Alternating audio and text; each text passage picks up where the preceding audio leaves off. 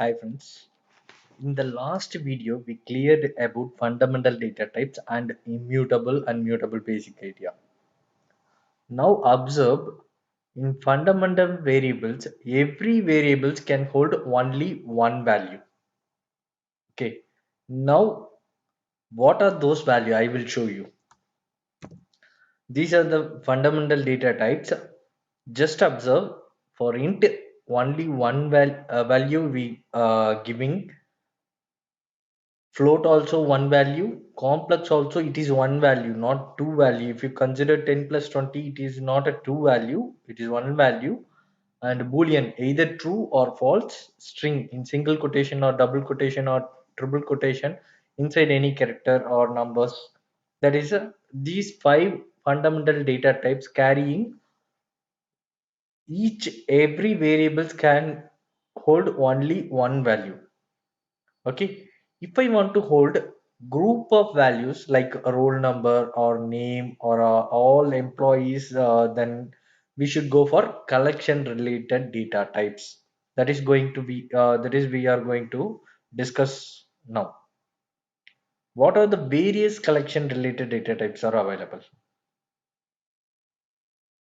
That is list, tuple, set, frozen set, dict, range, bytes, byte array. These 8 data types are collection related data types. All these data types can be used to represent a group of values in a single entity. Then we go for these data types. What is the main difference between the fundamental data type and collection data type? Fundamental data types can only hold only one value, but there are these collection data types can hold multiple values. Now we discuss the list concept. This is the first one. I'm going to discuss the first concept. It is a list concept. List means what? It is a sequence of values. If you want to represent a group of values, a group of object in a single entity where duplicates are allowed and order is important, we have to go for list data type. If you're going for list concept, you should remember two things. In list, main thing is order is important. Insertion order preserved. Second one is duplicates are allowed. Okay. How can we represent list? First, what is this notation? What is this notation? This one is square bracket. So list concept can be represented by using square bracket style only. Okay. For example, inside the square bracket, value 1 comma value 2 comma value 3 comma n number of values. Okay, if we go for the tuple, then we want to go for parenthesis. Okay, let me explain everything, the little bit basic idea. Okay, in tuple we need to start and end with this parenthesis bracket. Okay, in list square bracket, tuple parenthesis bracket, set curly bracket, frozen set, it is a fs equal to method frozen set of set for frozen set. Dict, it is also curly braces inside key value pairs. Okay, these things you should aware. Square bracket means it is list, parenthesis bracket means it is tuple, curly bracket means either it is a set concept, if it is coming with key and pair, then it is a dictionary concept. Are you clear? Okay, this is for just basic idea. I will explain you everything clearly in further videos. Now first we will take, this is the list, l equal to 10 comma string dini comma 20 comma 30. Okay, this list, and we have inside the list four values: group of values in a single entity, and also duplicates are allowed. Okay, I will create another one. List equal to 10 comma 20 comma one string h high comma again 10 comma 30 square bracket closing. Okay, now you should aware group of values in a single entity and duplicates are also allowed, so it is list data type. We can also check the type of this later.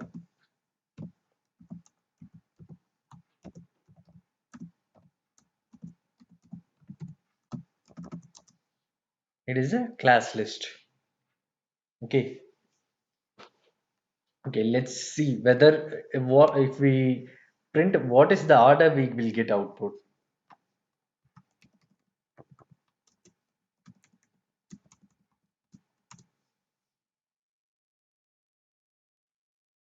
It is same order what we entered, the same order we are getting the output. Okay, it will give the output in the same order which we gave. When we need to go for the list concept, if you want to represent a group of values as an entity where order is important and duplicate values are allowed, then we go for the list concept.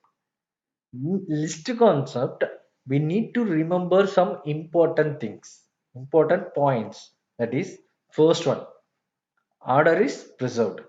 Okay, duplicate objects are allowed. Value should be represented within square bracket. Third one, heterogeneous objects allowed. Heterogeneous means int, string, float, like inside everything. Here I mentioned, right, int first two values are int, third value is string, remaining two values are int.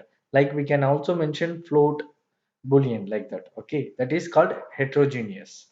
Heterogeneous object is allowed. Indexing concept is allowed. Indexing means, in my previous videos I mentioned you, uh, indexing means we can take it as the value of first list, second list, third list. L of 0 means 10, L of 1 means 20, L of 3 means 0 1 2 3 again 10. Okay, L of minus 1 30, L of minus 3 high string. Okay, let me execute and show you. Okay,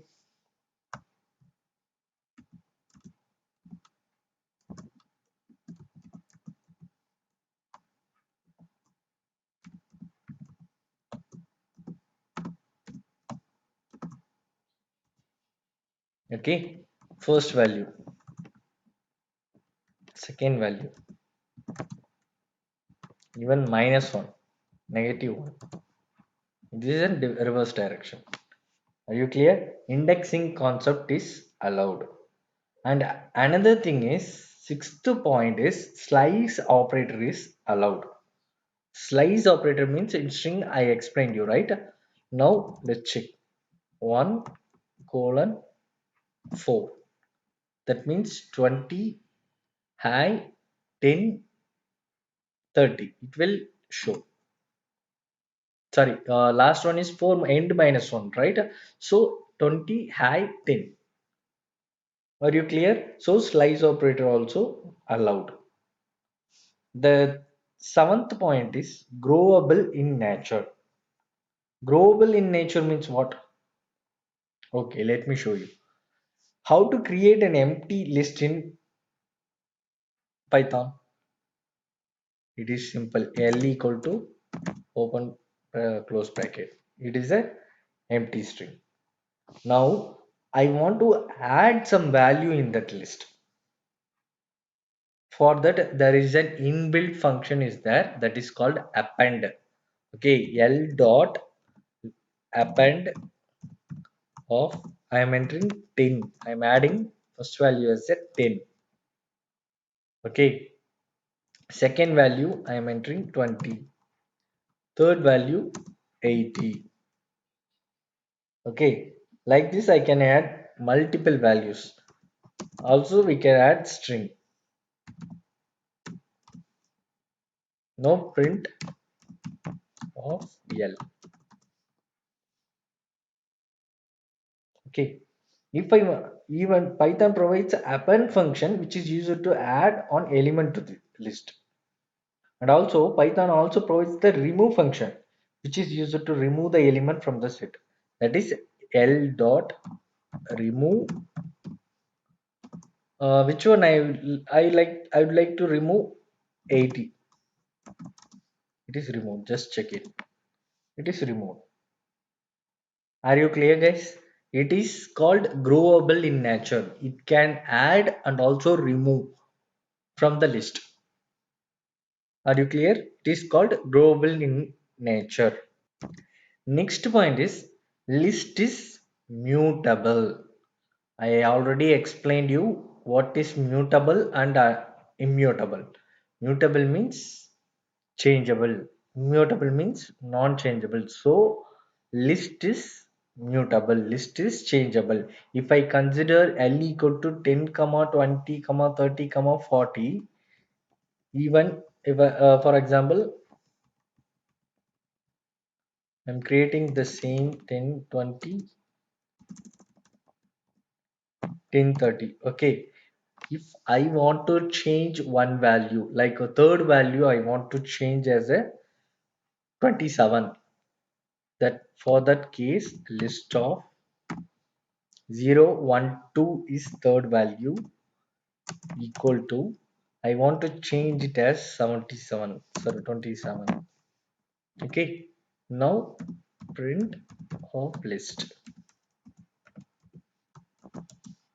The value is changed. Once we create the list object, we can perform changes. This changeable behavior is called mutable. These are the basic information related to the list data structure. Okay. These are the 8 important points you should remember for the list concept. Okay. First one is order is preserved. So whatever input you give, the same order it will give the output. Duplicates are allowed and value should be represented in square bracket only. Heterogeneous objects are allowed. Heterogeneous means I already explained you, int, float, like everything, whatever data types you can able to insert inside the square bracket. Combination of any data types.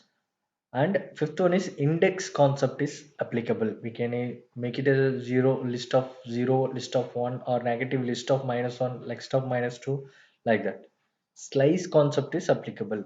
If you want to take from one to fourth value or two to fifth value, like that, we can also slice in the list concept. Okay. Growable in nature, we can add and remove the date values inside the empty list. Okay. For adding a value we can use append function. For removing the value we can use a remove function. And the last one is important thing, list is mutable because we can change any values after we creating an object. And this, after we change the object also, the address, we are changing the values in the existing object only. It won't create a new object. Are you clear?